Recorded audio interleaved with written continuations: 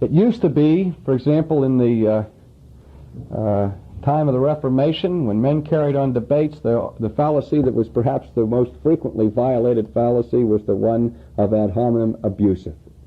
In the spirit of the 16th century, the business of calling men names and attacking their character was, just so frequent that it was we just see it as part of the times.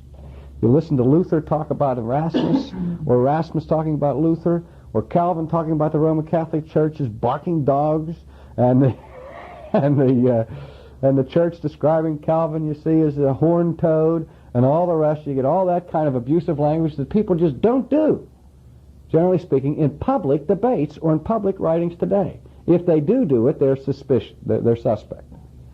But what's the other problem?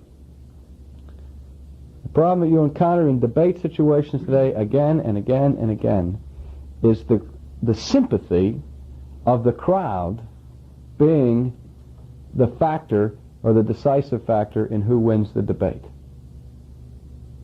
That is, if one debater smiles 300 times in the course of the debate and is quiet and gentle, and the other person is almost an automaton, cold, articulate, and just driving the point home again and again and again and again, where does the sympathy of the crowd go? To the poor little guy that's being mistreated, by the obvious intellectual superiority of his opponent.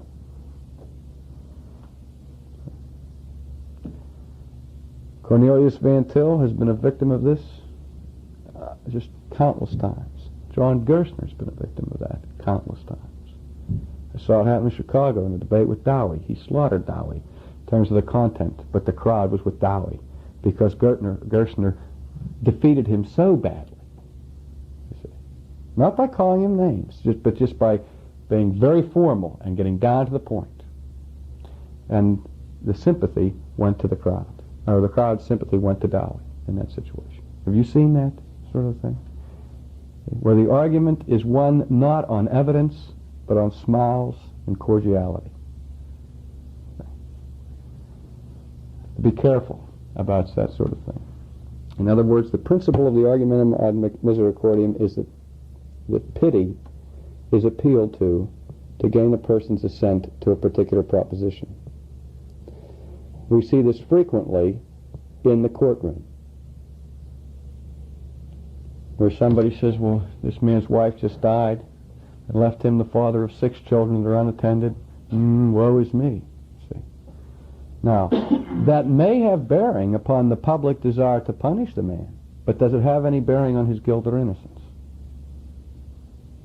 But sometimes these things are so tear-jerkers that no one would dare convict them. Kind of a thing. Perhaps the most ludicrous example of this is the case of the young boy, the teenage boy who was on trial for his life because he savagely murdered his father and his mother. And he appealed to the court to have him throw out his case on the grounds that he was an orphan. That's the kind of thing.